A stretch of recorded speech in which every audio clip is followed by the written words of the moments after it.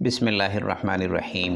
کتاب تحفہ والدین برائے تربیت اولاد، دوسرا باب، اصول نمبر 5، خاندانی ثقافت میں تربیت کو پیش نظر رکھیں۔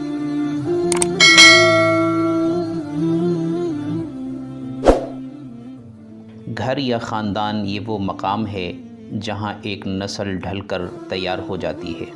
ایک سائنٹیفک ریسرچ کے مطابق بچہ 50% عادات، مزاج اور رویے ماں باپ سے موروثی طور پر لے کر پیدا ہوتا ہے، اور 50% اپنے گھر، خاندان اور ماحول سے سیکھ لیتا ہے۔ ان دونوں کو ملانے سے بچے کی پوری شخصیت تیار ہو کر سامنے آ جاتی ہے۔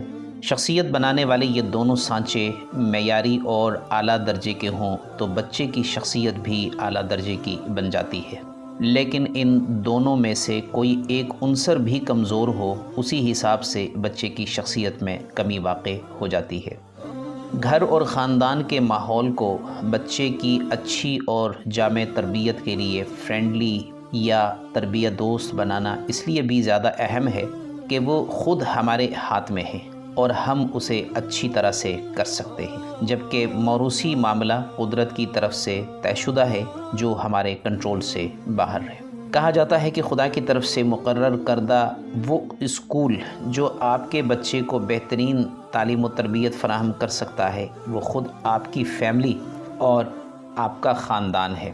اس لیے ضروری ہے کہ ہم اپنے خاندانی ثقافت، طرز زندگی اور گھر کے ماحول کو خود اپنی کوششوں اور اختیار سے درست اور تربیت دوست بنائیں تاکہ ہمارے بچوں کی بہترین تربیت ہو سکے۔ ذیل میں ہم چند چیزوں کی نشاندہی کر رہے ہیں جن کو اختیار کر کے ہم اپنے خاندانی ثقافت کو بچوں کے لیے اور بچوں کی تربیت کے لیے موضوع بنا سکتے ہیں۔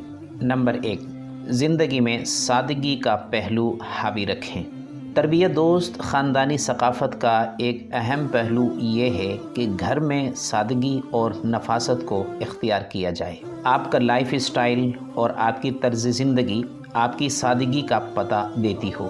کوئی چیز اس وقت خریدیے جب آپ کو اس کی واقعی ضرورت ہو، نہ کہ اس وقت جب اس کی خواہش ہو۔ غیر ضروری خریداری اور نمود و نمائش سے ہر ممکن اجتناب کیا جائے۔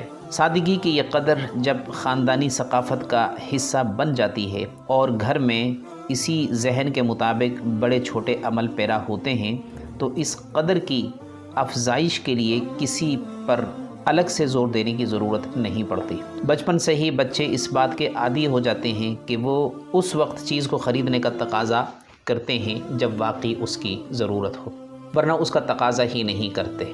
یہ در حقیقت خاندانی قدر بن چکی ہوتی ہے۔ نمبر 2، دوسروں کو عزت و احترام دینا۔ دوسروں کو محض انسان کی حیثیت سے عزت و احترام دینا نہایت اعلیٰ قدر ہے۔ اگر یہ قدر ہمارے خاندان کی ثقافت کا حصہ بن جائے کہ گھر کا ہر فرد، ہر انسان کو اس کی عمر، پوزیشن، جنس، جسمانی فٹنس اور منصب سے قطع نظر عزت و احترام دینے کا عادی ہو، نیز خاندان کے علاوہ بھی ہر انسان کو عزت سے نوازا جاتا ہو اور اس کی بات اہتمام سے سنی جاتی ہو، اس کا نتیجہ یہ ہوگا کہ ہمارے بچے بھی خاندان کی اس ثقافت کا حصہ ہونے کے ناطے اس بات کے عادی ہوں گے جو نہایت مطلوب انسانی قدر ہے۔ نمبر 3، حفاظت اور حفظان صحت کی خاندانی پالیسی۔ حفاظت اور حفظان صحت کی پالیسی صحت مند اور خوشحال خاندان کی پہچان ہوتی ہے۔ جس خاندان میں حفظان صحت کی پالیسی اپنائی جاتی ہو اور اپنا لائف اسٹائل اسی کے مطابق اختیار کرتے ہوں، یقیناً وہ گھرانہ خوشحال ہوگا۔ اس گھر میں پرورش پانے والے بچے بھی جسمانی اور ذہنی صحت سے مالا مال ہوں گے۔ اس پالیسی کے ذریعے ہم اپنے بچوں کی اچھی جسمانی، ذہنی اور روحانی صحت کی ضمانت دے سکتے ہیں۔ اس کے لیے ضروری ہے کہ ہم اپنے گھر میں کوئی بھی غیر صحت مند سرگرمی اختیار کرنے سے گریز کریں، چاہے اس کا نقصان جسمانی، ذہنی اور روحانی میں سے کوئی بھی ہو، کیونکہ ان تمام پہلوؤں سے صحت مند انسان ہی متوازن شخصیت کا حامل کہلاتا ہے۔ نمبر 4، پوری فیملی کے لیے کوالٹی ٹائم مختص ہو۔ جذباتی توازن اور آسودگی کے بغیر کوئی انسان متوازن شخصیت کا حامل نہیں بن سکتا۔ چاہے وہ فزیکل یعنی جسمانی طور پر کتنا صحت مند کیوں نہ ہو، بلکہ جذباتی توازن کے بغیر جسمانی طور پر صحت مند انسان زیادہ خطرناک ہو سکتا ہے۔ ہمارے معاشرے میں کتنے لوگ ہیں جو جسمانی طور پر تندرست ہونے کے باوجود خودکشیاں کرتے ہیں، دوسروں کو قتل کرنے پر آمادہ ہو جاتے ہیں یا گھر اور خاندان میں ادھم مچا کر رکھتے ہیں۔ یہ لوگ در حقیقت جذباتی آسودگی سے عاری ہوتے ہیں۔ جذباتی آسودگی متوازن خاندانی کلچر سے فروغ پاتی ہے۔ اگر گھریلو اور خاندانی ماحول جذباتی آسودگی کے لیے فرینڈلی نہ ہو تو بچوں میں بھی اس کی پرورش نہیں ہوتی۔ اب سوال یہ ہے کہ جذباتی آسودگی کہاں سے پیدا ہوگی؟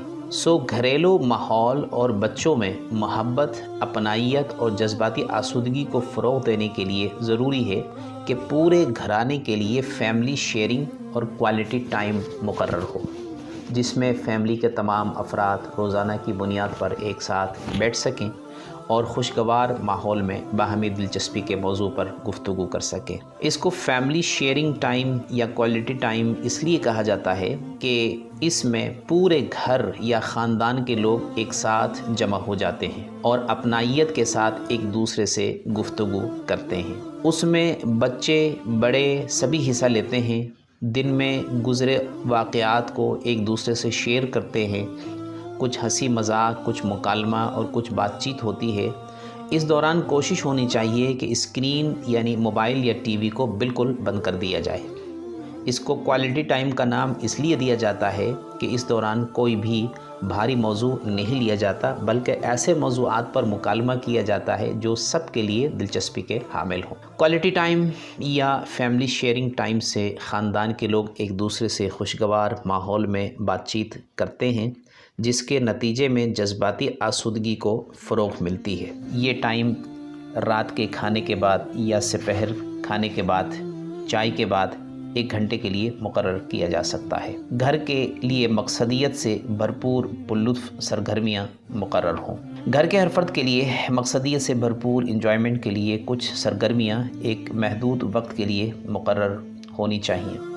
یہ کئی قسم کی سرگرمیاں ہو سکتی ہیں، مثلاً پڑھنے لکھنے کی سرگرمی، کوئی جسمانی سرگرمی، کوئی انڈور گیم یا دماغی کھیل وغیرہ، فنون لطیفہ یا دستکاری وغیرہ جو گھریلو معاشرے